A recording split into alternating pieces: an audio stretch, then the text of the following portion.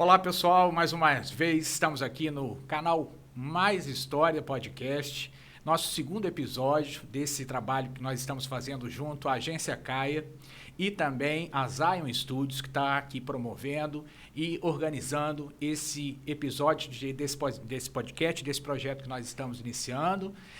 Queria começar agradecendo a interação que os nossos espectadores tiveram com o nosso episódio de estreia, com a doutora Thaís Badaró, sobre a história de Itaperuna, sobre a trajetória e a formação do historiador. Tem sido um feedback muito interessante, essa interação que vocês têm deixado no nosso canal, que eu aproveito aqui para pedir que vocês acessem, se ainda não viram, o nosso primeiro episódio com a doutora Thaís, lá no nosso canal no YouTube. Se inscreva, marque, aperte o sininho para receberem os próximos episódios, que hoje é o segundo.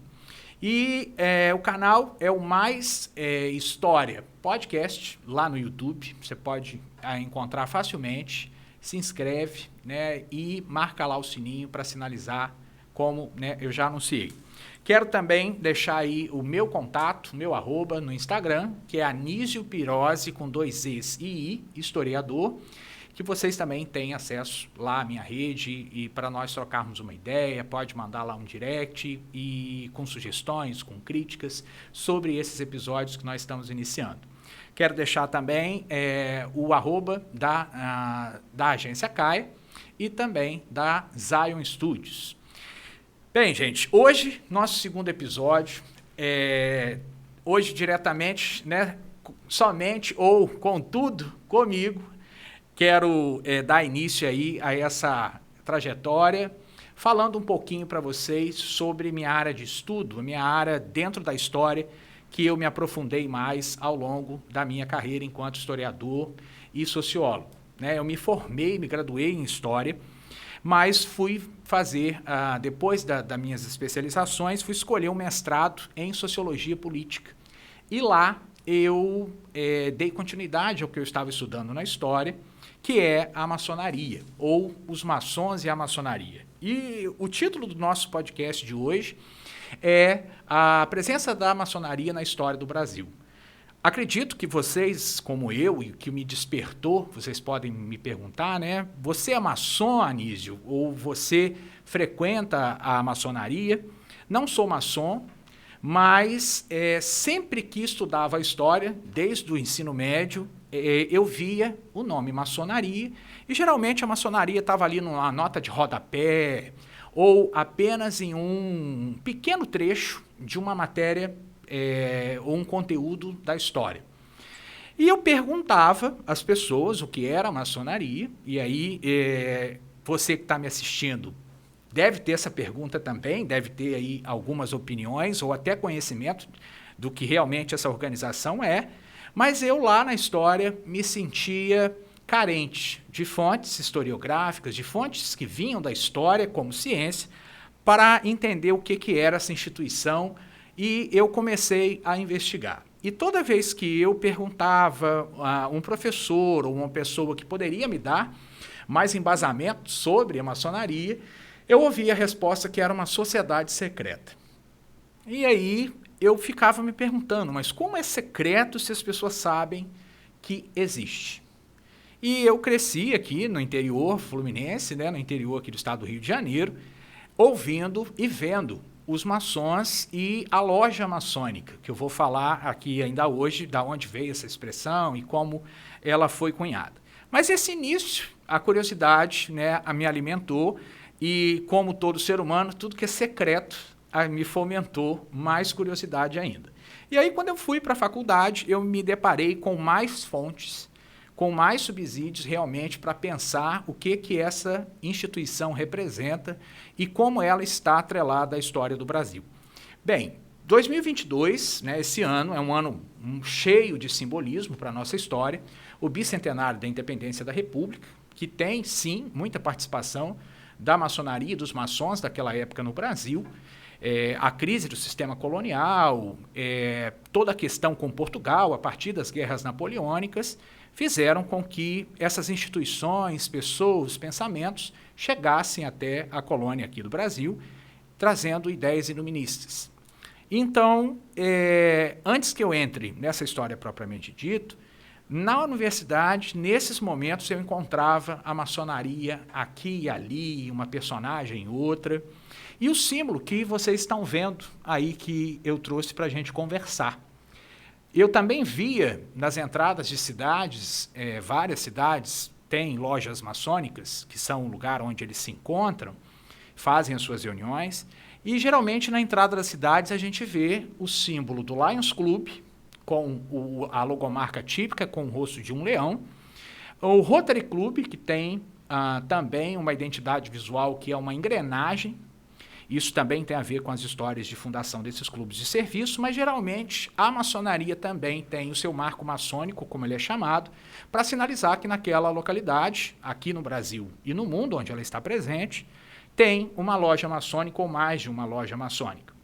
E eu olhava para esses símbolos e achava que era tudo a mesma coisa. Lions, Rotary, maçonaria, porque ficavam ali na entrada das cidades e eu não entendia se aquilo era uma igreja, se era um clube, se era um lugar que as pessoas iam para se divertir.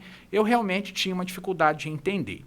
E eu começo analisando com vocês justamente essa simbologia básica da maçonaria mundial.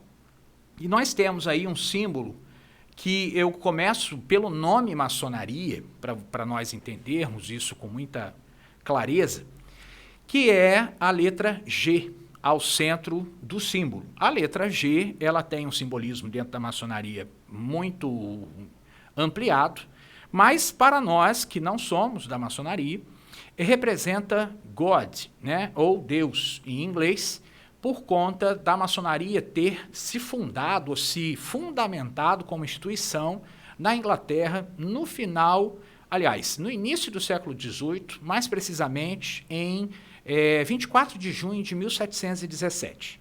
Então, nós estamos falando aí de um momento onde a Europa vivia o iluminismo, na sua essência primordial, que era trazer luz à escuridão, ou trazer o conhecimento ou a razão para mais pessoas, e a criticidade, os apontamentos filosóficos que se desdobraram do Renascimento, que começa no século XVI e culmina com o iluminismo no século XVII e XVIII, vão chegar às partes mais culturalizadas, mais historicizadas, mais críticas da Europa, como Londres, como Paris, como Roma, enfim, vão se espalhar pelas grandes capitais europeias e chamado esse momento após as crises do sistema absolutista monárquico europeu, o antigo regime, como era chamado, que ainda tinha aqueles traços de regime feudal, vão entrar em crise. E essa classe que crescia, que era a burguesia por conta do comércio, e isso a Itália foi grande responsável, né, o berço do Renascimento histórico, artístico, de repensar os clássicos gregos e romanos, como as instituições, as formas de governo e principalmente as rotas comerciais de dentro do Mediterrâneo. Então todos esses fatores se uniram. E na Inglaterra, precisamente, né, foi fundada a Grande Loja de Londres por 4 lojas ou 4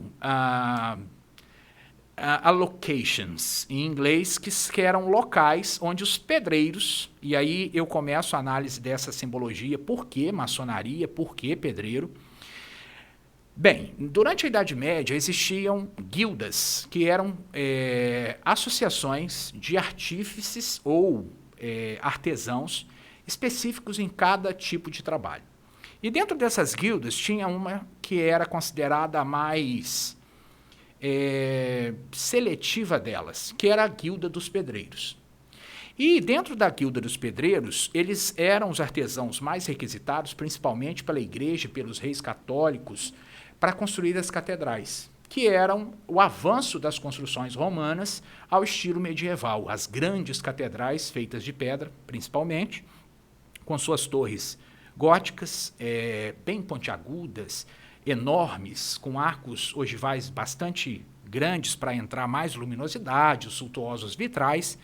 Isso era um tipo de construção que custava muito caro, demorava muito tempo para ficar pronto, então os pedreiros guardavam os segredos para esses encaixes, para essas fundações de prédios tão grandes como as catedrais góticas, dentro de uma confraria.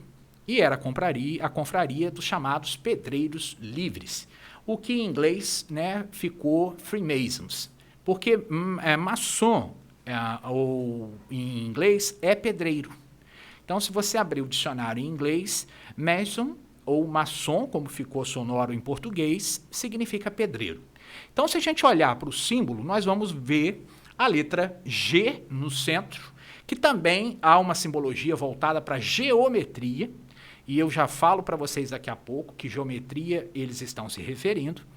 E tudo na maçonaria vem da palavra maçonnerie em francês, que significa pedraria, ou aquele que trabalha a pedra, ou a casa daqueles que trabalham a pedra. Então, pedreiro em francês é maison. E casa o pedreiro é maçon e a casa, a construção, é maison. Então, maison, maçon e mason são sonoridades de língua inglesa e latinas para a mesma profissão. Um pedreiro que lavra a pedra,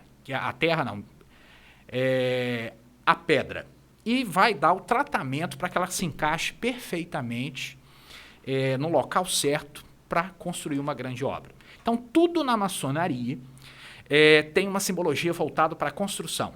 E isso, como eu disse, vem lá da Idade Média, que vai chegar até a Idade Moderna e vai chegar à contemporaneidade com essa simbologia lá de trás. Então, a gente tem a letra G, que pode ser geometria, que pode ser God, como centro da construção universal. Deus como grande arquiteto, como a maçonaria chama Deus. Maçonaria, para começo de conversa, não é uma religião. A maçonaria, pelo contrário, ela é uma sociedade iniciática, e é isso que eu estudo nas minhas pesquisas acadêmicas. Por que as pessoas, em pleno século XXI, século XX, ainda procuram instituições como essa, que são antigas, relativamente antigas, para se fazer parte, para aderir, para, no caso, se iniciar.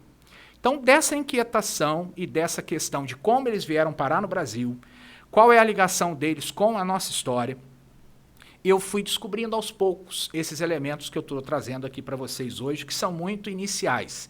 Mas, com o tempo, para esse episódio, né, eu escolhi essas temáticas para a gente conversar. Então, continuando aqui a analogia, nós temos um G aqui no centro e nós temos um esquadro, que é justamente usado ainda hoje, né, por pedreiros, que vão colocar no esquadro, literalmente, colocar um ângulo reto naquilo que não realmente está torto.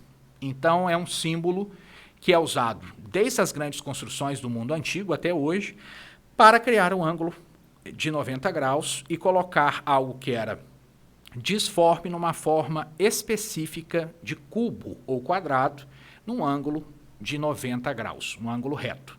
E nós temos um compasso, né, aqui fazendo a parte de cima, que é outro instrumento que você usa para criar um círculo perfeito, como nós usamos na escola para criar e aprender a calcular a área do círculo e tudo mais. Essas ferramentas ainda são usadas até hoje, como o prumo, como a trolha, que é a colher de pedreiro.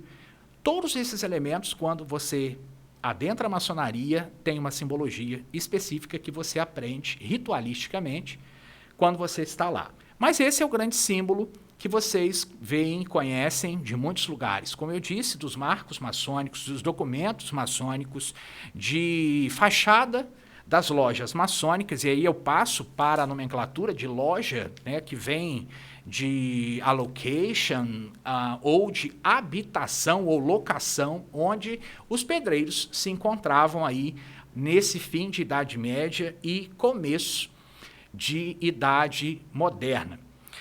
E nessas locações nada mais eram do que alojamentos que os pedreiros tinham, por serem uma classe de artífices ou de artesãos privilegiada, e eles não precisavam acatar as ordens ou as regras de convivência na sociedade onde eles estavam trabalhando. Então eles eram chamados de pedreiros livres. Eles circulavam por toda a Europa como trabalhadores livres, o que era raro você sair daquela estrutura que nós aprendemos sobre a Idade Média, que ou você nasce no clero, aliás, você nasce na nobreza, que você pode se tornar um membro do clero, isso é o topo da pirâmide feudal, ou você nasce um membro da plebe, ou dos plebeus, ou do povo, como nós chamamos hoje. Mas os pedreiros livres geralmente saíam da classe menos abastada e se tornavam peritos num conhecimento que era passado em 3 graus. E aí começa também a analogia para a maçonaria atual. 3 graus. Sendo ele, você entrou para ser um pedreiro, você começa então como um servente. Você aprende com os grandes mestres a construir obras. Então você vai recebendo os segredos da construção, ou os segredos da edificação, aos poucos. E assim foi trasladado para a maçonaria, como rito, como símbolo, esse aprendizado. Os mais antigos ensinam a quem está começando, que aí recebe o grau de aprendiz. Quando você é iniciado na maçonaria, você recebe o título de aprendiz, e nesse título você é convidado a pensar, conhecer, estudar os símbolos maçônicos e toda a sua reflexão em torno deles. Depois que você já passou por um tempo como aprendiz, você sobe ao grau de companheiro. E aí você já pode ter mais liberdade e ter acesso a conhecimentos mais elaborados dentro da instituição, e lá no passado você poderia assumir mais responsabilidades naquela construção física, né, que poderia ser uma catedral, por exemplo. E o grau mais elevado, quando você atingia o que eles entendiam que você estava pronto para liderar a sua obra sozinho, você se tornava um mestre. E aí um mestre maçom é uma pessoa que já tem um grau de conhecimento das técnicas e da simbologia básica ou das ferramentas para o trabalho, que está apto a seguir viagem sozinho e começar novas construções em outras partes do mundo.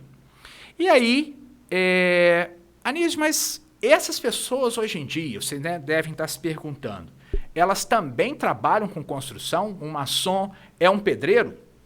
Não, né? A maçonaria, depois das grandes revoluções do século XVIII, principalmente a Revolução Francesa, com seu ideal de igualdade, liberdade e fraternidade, ela vai fazer com que o conhecimento fosse mais difundido.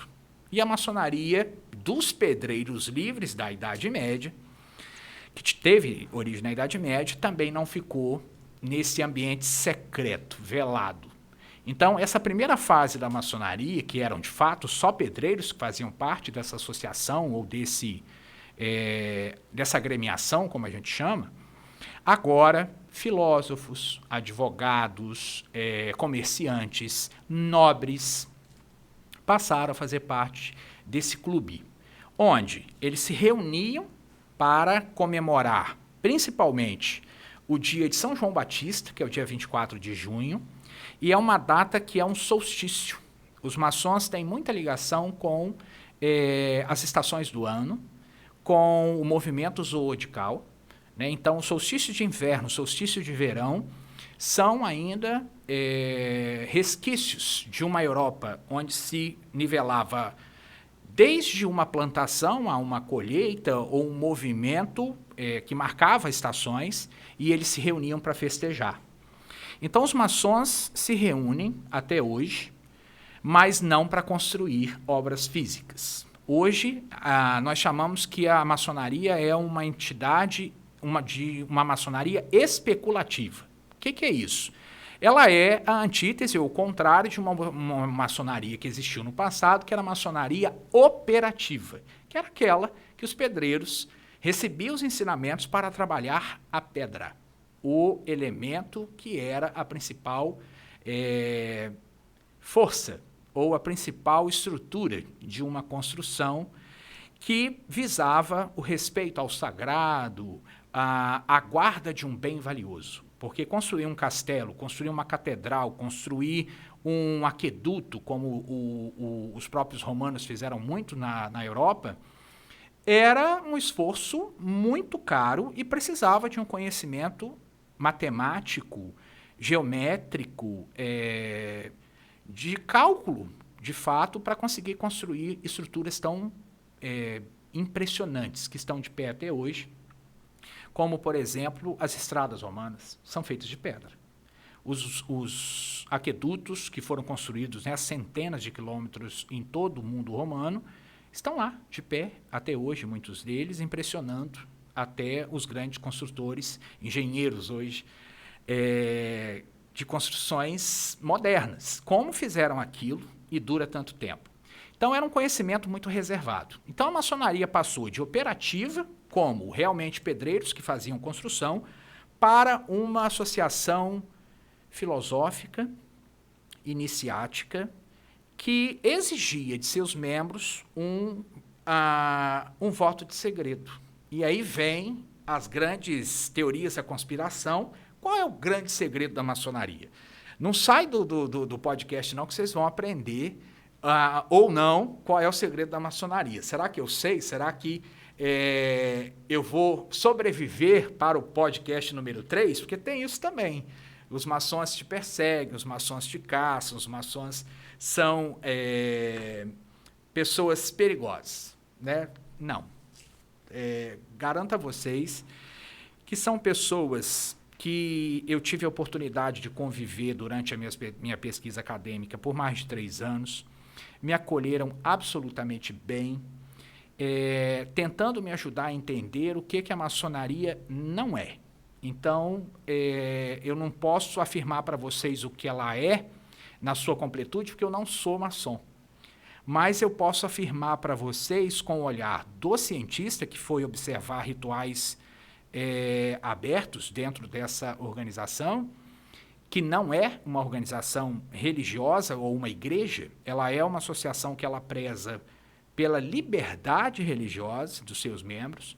Então, dentro de uma maçonaria, você vai encontrar judeus, você vai encontrar católicos, você vai encontrar evangélicos, você vai encontrar muçulmanos, você vai encontrar budistas.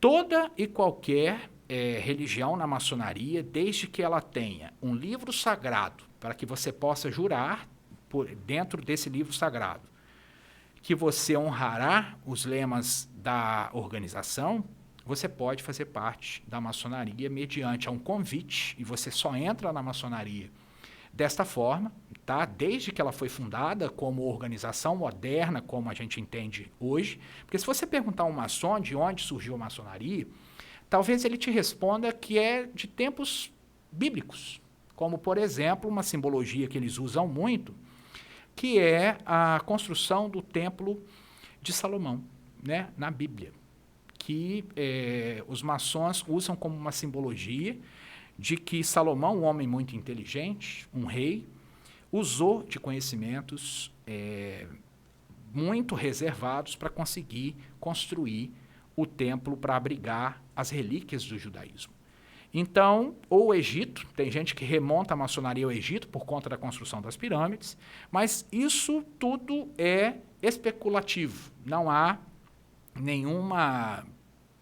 Na história, não há nenhum registro de que essas organizações lá do passado, sejam egípcios, sejam o povo hebreu, que eram maçons como a gente entende hoje. Não. A maçonaria, como eu posso afirmar para vocês, datada, documentada, surge da união de 4 grandes lojas, e aí o nome loja maçônica não é um lugar que vende artigos para os maçons usarem, é o lugar que eles se encontram para fazer seus estudos, os seus rituais de aprendizado, de subida de graus, e são pessoas que estudam bastante, e são profissionais que têm as suas vidas sendo médico, engenheiro, advogado, empresário, agricultor e tudo mais. E eu, convivendo com eles, fui, aos poucos, entendendo o que era a maçonaria operativa, o que era a maçonaria especulativa. Então, eu estou tratando agora exatamente da maçonaria especulativa e eu volto, né, à simbologia com vocês. Agora, talvez fique um pouco mais claro para vocês do que se trata esses símbolos. São símbolos voltados para a construção. Mas o nosso grande objetivo aqui hoje é conversar um pouco com vocês sobre a presença da maçonaria no Brasil. E aí, feito esse levantamento histórico breve, e aí eu quero recomendar a vocês, as leituras de hoje vão ajudar nisso, mas para quem tem curiosidade, eu escrevi esse livro aqui, que é a minha dissertação, minha pesquisa de mestrado, a sociabilidade maçônica e o pertencimento.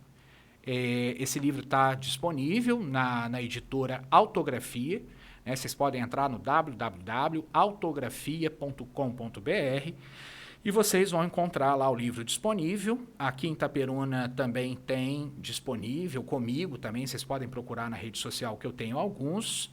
E aqui eu traço esse histórico da maçonaria lá fora e até a chegada no Brasil, e eu recorto aqui para a nossa região do Noroeste Fluminense. Nós falamos no último episódio sobre como Itaperuna se tornou uma grande potência comercial, principalmente no agronegócio, no início do século XX, e adivinha quem, né, estava envolvida aí nesse presentismo econômico que Itaperuna se fazia notar nesse início do século XX. A maçonaria já existia aqui.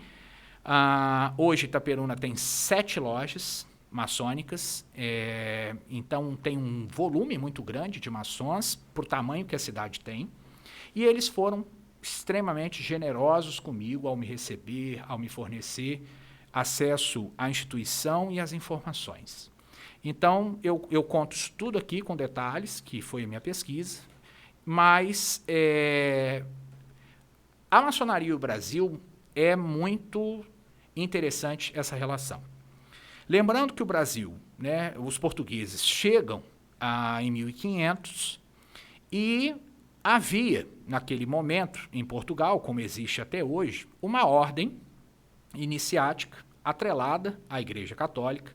Então, portanto, uma ordem religiosa que é a ordem do Santo Cristo, ou dos Cavaleiros de Santo Cristo, que é uma ordem que Pedro Álvares Cabral fazia parte,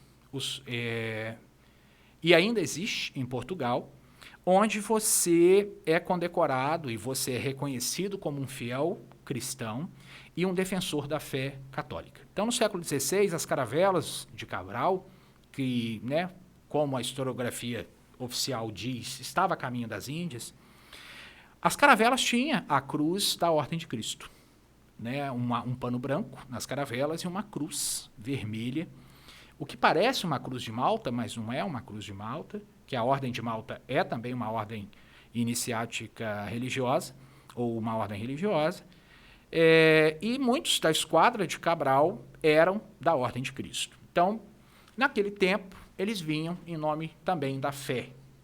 E isso, muitos dizem, né, pesquisadores lá da Europa principalmente, de que a Ordem de Cristo foi o que restou da antiga Ordem dos Cavaleiros Templários, da Idade Média, que chegou ao fim com uma perseguição histórica religiosa de um príncipe ou um rei francês que realmente atacou os Cavaleiros Templários, que foi a maior ordem religiosa de cavalaria na história, que participaram das cruzadas com a tomada da Terra Santa em Jerusalém e que foi extinta em 1317, salvo engano, e depois disso a ordem foi dissolvida por decreto papal e muitos dizem que a Ordem de Cristo foi um desdobramento da antiga Ordem Templária. Então essa cruz é muito também chamada de cruz templária. Mas, enfim, o que isso tem a ver com a maçonaria? Muitos dizem que a maçonaria também tem um desdobramento da Ordem Templária e que a maçonaria atual, a especulativa, abrigou, naquele momento de crise da Idade Média, os templários. Então, há teses aí que dizem que eles herdaram a simbologia templária e tudo mais. Mas, voltando aí ao Brasil, desde o momento que Cabral chega aqui, de alguma forma, muitos maçons enxergam que foi o momento que a maçonaria também chega.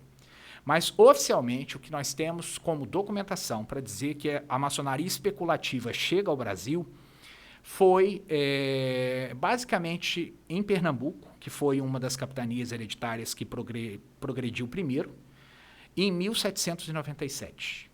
Ali foi criado, não uma loja maçônica, como o rito inglês determinava à época, mas uma fraternidade chamada Aerógapo de Itambé. Então, o Aerógapo de Itambé é hoje o resquício mais antigo que nós temos de uma proto-maçonaria ou uma maçonaria se iniciando nesse Brasil colonial em 1797. Mas, como eu dizia anteriormente, em 2022 é uma data bastante importante, não só pelo bicentenário da independência do Brasil, mas também pela fundação oficial do Grande Oriente do Brasil. E aí eu passo para o próximo símbolo para a gente conversar, que é esse que vocês veem. Esse é o selo ou o emblema do Grande Oriente do Brasil, que é a instituição maçônica mais antiga, que organiza e distribui as lojas maçônicas no Brasil, reconhece as instituições maçônicas oficial no Brasil, e o primeiro líder dessa reunião de lojas que foram fundadas no Brasil foi José Bonifácio de Andrada. Ele, um homem iluminista, estudou na Europa, brasileiro, nascido em Santos, e vai estudar lá na Europa, tem a oportunidade de se iniciar na maçonaria portuguesa, aprende os ritos, vai se tornar um grande mineralogista, um homem, né, que estudava o minério, as pedras, o solo, enfim. E quando ele retorna ao Brasil, por volta do período da independência, ele vai se tornar um homem de confiança de Dom Pedro I, que vai ser iniciado na maçonaria como membro em 1821, e o José Bonifácio vai ser o líder do Grande Oriente do Brasil, a partir do momento que várias lojas maçônicas existiam no Brasil e eles vão pedir o reconhecimento à Grande Loja da Inglaterra, que vai ser concedida em 17 de junho de 1822. Então, de novo, aí ela fez 200 anos, o Grande Oriente do Brasil fez 200 anos. Esse ano, no dia 17 de junho, foi uma grande festa no mundo maçônico para comemorar esses 200 anos de organização maçônica estruturada e especulativa no Brasil. E uma das lojas mais antigas que ainda estão em funcionamento é a loja Comércio e Artes, no Rio de Janeiro, na Rua do Lavradio. E aí, quem tiver oportunidade, estiver ali no Rio, fica bem próximo, bem ao lado da Catedral do Rio de Janeiro. É uma loja, um prédio histórico, tombado pelo IPHAN, né, pelo Instituto do Patrimônio Histórico e Artístico Nacional, como uma loja muito simbólica para a nossa história, porque Dom Pedro I esteve ali enquanto maçom, Deodoro da Fonseca, o primeiro presidente da República, também era maçom, e o próprio José Bonifácio, que essa foto é clássica, né, a gente vê muito nos livros de história, e aqui ele está usando justamente o colar de membro da Ordem de Cristo, né, essa cruz vermelha, essa joia ainda é concedida a pessoas por Portugal, pela família, ou a antiga família real portuguesa. Portugal hoje é uma república, mas a família ainda continua.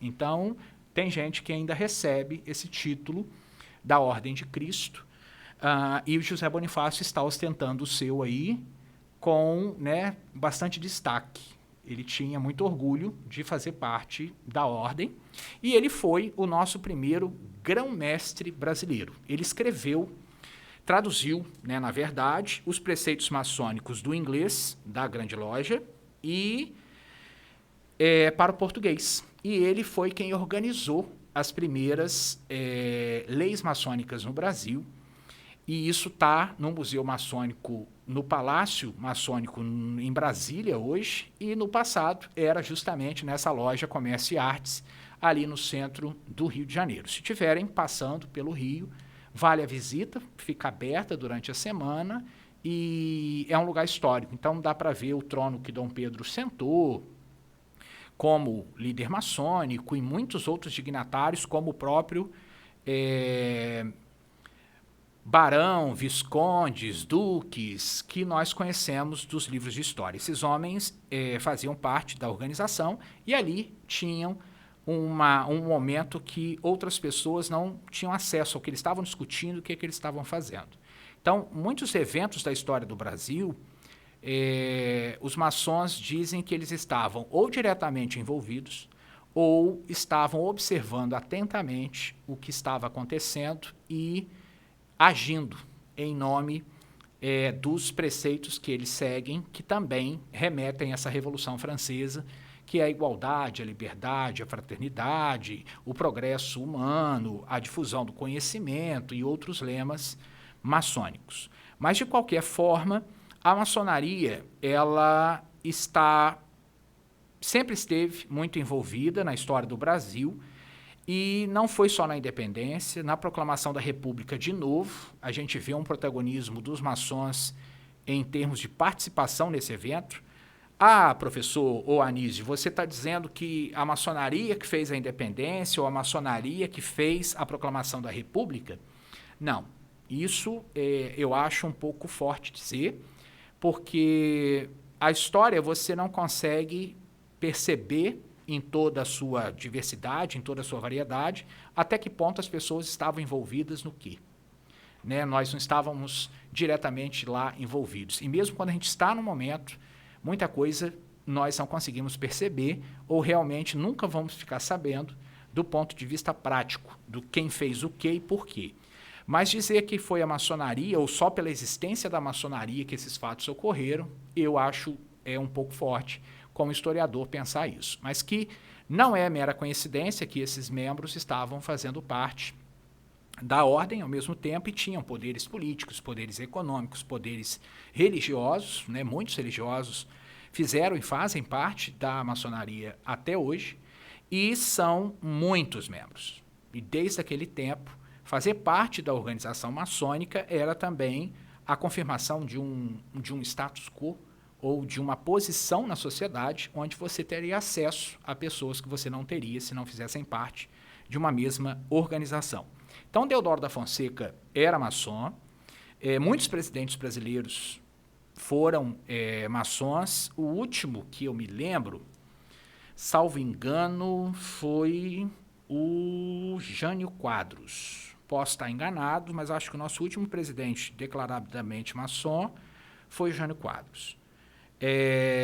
E o atual vice-presidente da República é maçom, né? O general Mourão é um membro da maçonaria brasileira, e muitos outros membros do governo fazem parte da organização, não só nesse governo, mas em governos passados, muitos foram e são ligados à maçonaria.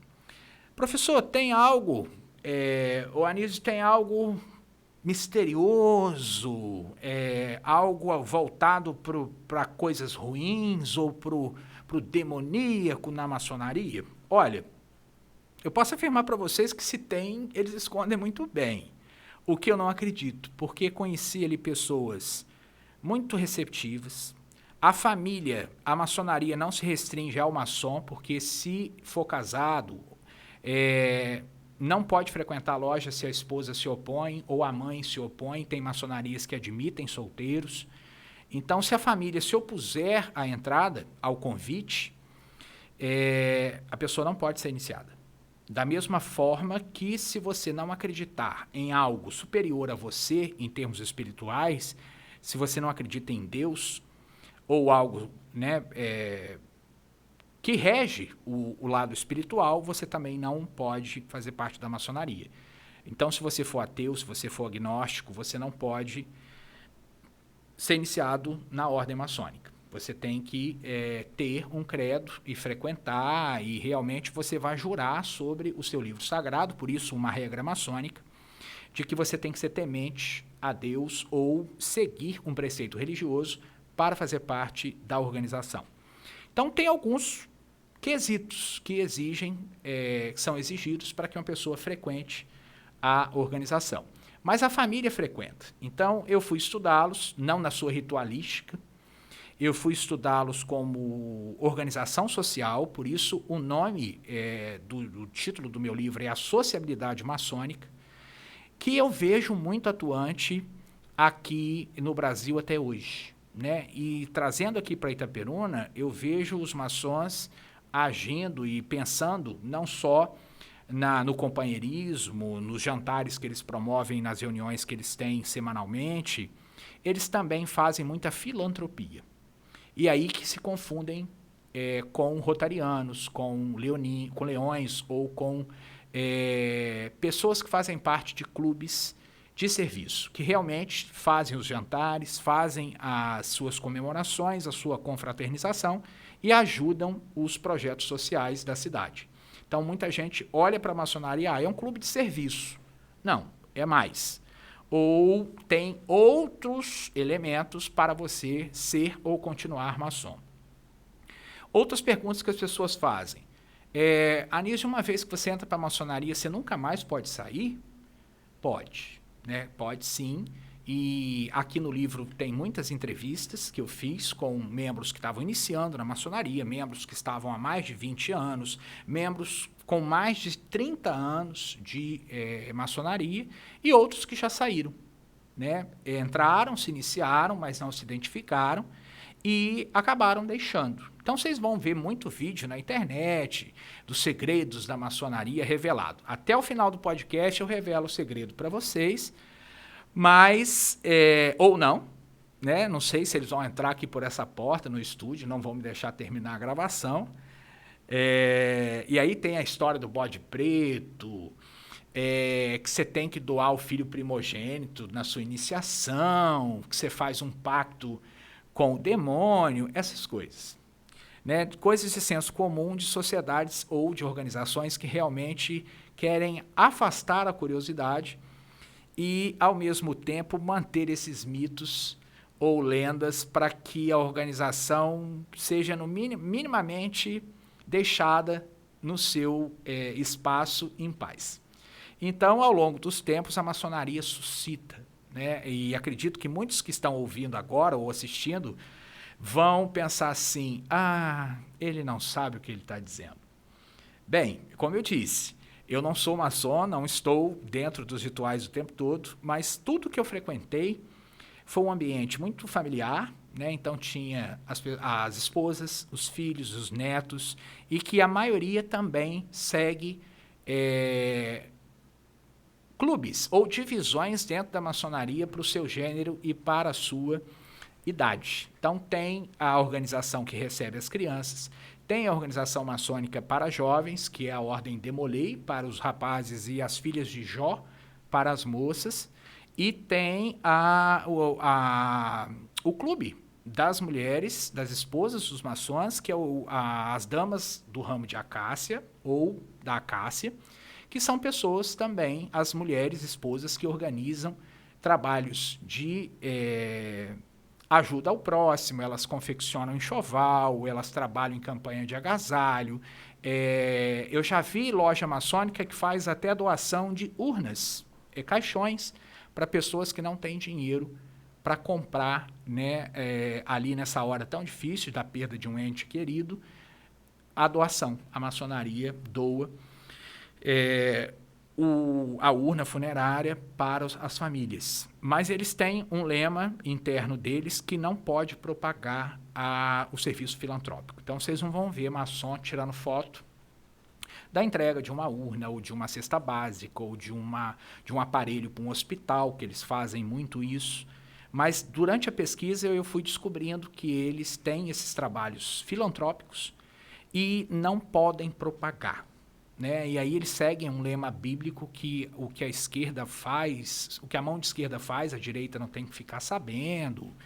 eles têm lá todo um contexto também para manter as doações deles reservadas, mas procuram fazer assistências a asilos, a creches, e é essa parte que eu fui estudar e entender o porquê e como o fazem, né? Então, está aqui no livro. Outra imagem que eu trouxe é essa aí para a gente voltar à conversa inicial. Aí é um pedreiro trabalhando a pedra bruta. E esse é o simbolismo principal para quem se torna um maçom. Na ritualística maçônica da iniciação, eles entendem que todos nós somos pedras brutas, como vocês estão vendo aqui, que Deus colocou no mundo, ou o grande arquiteto do universo. É assim que eles se referem a Deus, para não oferir nenhuma doutrina da religião dos maçons. Por exemplo, um budista talvez não chame Deus, o Deus que nós conhecemos católico, como Deus, pode chamar de outro nome, assim como os muçulmanos chamam Deus de Alá ou Allah. Então, eles não usam essas nomenclaturas, eles usam Gadu, grande arquiteto do universo. De novo, a simbologia de que Deus é o grande arquiteto de tudo e todos, e que nós, pessoas, quando entramos na maçonaria, entramos brutos, como essa pedra que está aqui, e que ela precisa ser lapidada para se tornar uma pedra polida. Então, para eles, nós entramos com a nossa ignorância, com a nossa impureza, com as nossas arestas que precisam ser moldadas dentro dos lemas maçônicos, de fazer o bem ao próximo, de respeitar a família, de acreditar num Deus ou num grande arquiteto que coordena a questão espiritual, de que nós temos que ser menos egoístas e mais altruístas, que nós devemos, sempre que possível, pensar de fato no bem coletivo e não só no bem individual. Então, quando você entra, né, no grau de companheiro, você é essa pedra bruta. E quanto mais você atingir, for subindo dentro da ordem como especulativo, né, você entra aprendiz, sobe para companheiro, depois se torna mestre, e depois do grau de mestre, você continua estudando e vai ganhando novas credenciais e acessando novos conhecimentos filosóficos, e aí não é pedreiro, tá, gente? Ninguém vai aprender a construir catedral como era na maçonaria operativa. Na maçonaria especulativa são graus de estudo. E cada um usa um paramento especial, que pode ser um bottom, um avental, e o uniforme maçônico é a curiosidade de muita gente. Como é que um maçom se veste? O uniforme maçônico, gente, no mundo inteiro, é um terno preto, uma blusa branca e gravata preta. O que muda, para saber quem é quem dentro da organização, que é muito hierárquica, é o avental que a pessoa usa e as luvas que a pessoa usa dentro do ritual, dentro da loja maçônica, que vem da palavra lodge, como eu reforço com vocês, que é o local onde essas pessoas se reúnem. Então, a maçonaria, ela é uma organização antiga, isso eu posso afirmar para vocês, talvez não tão antiga como as pessoas pensam, mas é uma organização muito atuante no Brasil e no mundo, e a nossa história vocês já devem ter se deparado, com certeza, com a presença deles, ou que fulano ou ciclano, que teve aí uma repercussão nacional, nem sempre positiva, às vezes, como os próprios maçons me disseram muitas das vezes, em uma das entrevistas que eu fiz inúmeras para esse trabalho, eu perguntei a um alto membro da maçonaria brasileira se existia pedras imperfeitas ou se realmente a maçonaria conseguia atingir os membros na sua idealização de torná-los melhor. E ele me respondeu o seguinte: olha, professor, muitos, acho que a maioria a gente consegue, mas como seres humanos, às vezes a pedra está um pouquinho lascada ou a pedra já vem com uma falha da natureza, que é a falha do caráter para eles, que muitas das vezes essa pedra racha. Mesmo depois de polida e colocada no lugar, ela pode comprometer toda a estrutura por uma falha interna. Então, eles são convidados a se retirar, mas fica a mácula. E aí não conseguimos, de fato, é um autoaprimoramento constante. Isso, palavras dele, tá?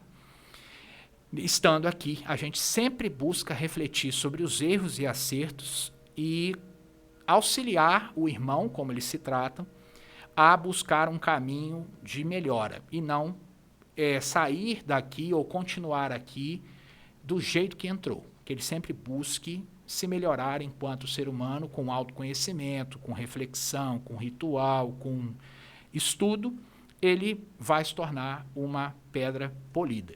Então, essas coisas, eu confesso a vocês, me impressionaram muito, porque eu ficava também no senso comum, antes de começar as pesquisas, que eu não terminei ainda, e acho que, né, pelo tamanho do objeto, não termino tão fácil, porque são muitas variáveis dentro da maçonaria. Eles têm uma simbologia parecida, mas não têm um ritual só. Né? Por exemplo, aqui no livro eu digo que no Brasil são 5 grandes rituais. O mais difundido aqui no Brasil é o rito escocês, antigo e aceito, que eles chamam de REA, que é o Rito Escocês Antigo e Aceito, REAA. 70% das maçonarias no Brasil praticam esse rito, mas tem o rito brasileiro, o Adominarita, que é o nome maçônico dele, que mistura elementos lá de fora e da cultura nacional. Nós temos o rito de York, que é um rito também em inglês, mas tem uma simbologia específica. Nós temos o rito egípcio. Nós temos outras ritualísticas, o misto, que mistura um pouquinho de cada um. Existe uma maçonaria que é mista também, que chama Memphis Mayhem, que é uma maçonaria que mistura elementos variados, de culturas variadas. Enfim, é um mundo de possibilidades. Então, maçonaria é aqui um assunto para a gente desdobrar em outros momentos, em outros podcasts, porque tem as paramaçonarias, como eu conversei, como as meninas, né, as moças, que são as filhas de Jó, os demolês. Aqui em Itaperuna nós temos maçons atuantes, nós temos demolês atuantes, nós temos filhas de Jó atuantes, enfim. Não só Itaperuna, né? Aqui todo o Noroeste, quase todas as cidades, com exceção de Varriçai, não tem loja maçônica, as demais têm. E são pessoas do nosso convívio, são pessoas que estão aí atuando como médicos, advogados, engenheiros, professores, agricultores, enfim, as mais variadas profissões. Então, vamos ao segredo maçônico, né, para a gente ir caminhando para o final desse podcast, e eu quero que vocês interajam conosco, deixem aí a sua opinião, coloquem aí os assuntos que vocês querem que a gente converse mais. Se quiserem, a gente continua desdobrando, dando mais detalhes dessa instituição, mas vamos ter oportunidade de trazer aqui membros para conversar com vocês também e ouvir deles, né, como é estar dentro dessa instituição. Mas o segredo maçônico, gente, na verdade, tem a ver com essas guildas medievais. Lá no passado, como hoje, se você tem um segredo industrial, se você tem um conhecimento que rende dinheiro, que rende dividendos, que rende poder, você vai buscar preservar ele o mais guardado possível com o menor número de pessoas. E você vai passar isso adiante no momento certo e na hora que você julga que está na hora. Então, a maçonaria, como eu ouvi dos membros, ela não tem segredo. O segredo é que ela não tem segredo. Mas muitos dizem que isso é também uma maneira deles não quererem revelar o que fazem em ritual, em loja. Mas hoje, gente, com a comunicação e com a difusão do conhecimento como nós temos hoje, faz bastante sentido. E o que eles estão falando. Lá no passado, na maçonaria operativa, esse segredo existia. Calcular um ângulo reto, usar um esquadro com perfeição, saber qual era o que a gente chama hoje de macete, para que uma construção ficasse de pé por décadas, séculos, algumas milênios. Então, hoje, por exemplo, talvez um grande segredo seja um algoritmo, né, que pode te dar acesso no mundo que nós vivemos, digital, até a contas em banco. E conhecimentos dessa magnitude vão movimentar milhões, bilhões em cifras monetárias. Então, os segredos sempre fazem parte da natureza humana e quem detém os segredos detém na cabeça das pessoas poder. Então, a maçonaria não desmente isso, mas também, se você conversar com o maçom, eles vão dizer, olha, todo mundo quer saber o segredo da maçonaria e nós vamos revelar, ela não tem segredo. Ela é uma associação que não é secreta, ela é discreta. Porque todo mundo sabe onde ficam as lojas, a maioria das pessoas conhece um ou mais maçons, tem símbolo na entrada das cidades, né? Enfim, estamos aqui, marcam o seu território. Agora, tem eventos abertos que eu frequentei, né, muitos deles, e tem a cerimonial que é fechado para os membros, o que existe em toda e qualquer instituição. Qualquer instituição que você faça parte tem uma reunião de diretoria, tem uma reunião que só os mais altos membros vão fazer parte, porque precisam tomar decisões, precisam pensar um futuro ou um presente ou uma questão que precisa ser decidida pelos membros. Então, acredito que seja aí um norte para a gente pensar o que a maçonaria é e não é. E me despeço de vocês nesse episódio, convidando vocês a estudarem um pouco mais sobre essa instituição, se vocês têm curiosidade, né? De novo, deixa aí o meu livro, que eu tentei ser o mais claro possível, nesses estudos que eu fiz, a sociabilidade maçônica e o pertencimento, um estudo sobre a adesão das maçonarias no Noroeste Fluminense. Então, aqui eu estudo a adesão, ouvindo os membros por que eles desejavam ou desejam se iniciar na maçonaria, né? A recomendação do podcast de hoje é esse livro aqui, que é um clássico de um historiador também muito importante no Brasil que estuda maçonaria, que é o professor Marco Morel, e em associação com a Françoise Jean de Oliveira Souza, escreveram O Poder da Maçonaria, que é esse livro aqui, vocês encontram também aí nas grandes livrarias online. A história de uma sociedade secreta no Brasil, e aí daqui que eu tiro muitas das informações que eu uso no meu livro, e esse aqui, que é um título que a própria maçonaria publicou, chamada História do Grande Oriente do Brasil, que conta cada detalhe, cada documento da fundação dessa instituição, que fez 200 anos no Brasil esse ano, no dia 17 de junho, onde aqui é descrito com riqueza de detalhes o que a ordem fez, enfim, busca atuar no Brasil desde essa época da fundação do Grande Oriente no Rio de Janeiro. E é isso. Espero que vocês tenham gostado. Quero convidar vocês mais uma vez para curtir lá o nosso canal no YouTube, Mais História Podcast no YouTube. No Instagram, vocês vão procurar pelo @maishistoriapod. E o meu é Anísio Pirozzi, historiador. E também curtam lá os nossos canais da Agência Caia, Caia com K, Y-A-I-A. E também o @ da Zion Studios, Z-I-O-N Studios. E vocês vão ter acesso aos nossos outros podcasts, né? Nós temos aí companheiros hosts que estão dando um show de conteúdo. E curtam, né, os nossos canais e, né, continuem nos dando a sua audiência, compartilhando, curtindo nosso conteúdo. E eu espero vocês no episódio 3, na semana que vem. Mais história nas nossas vidas.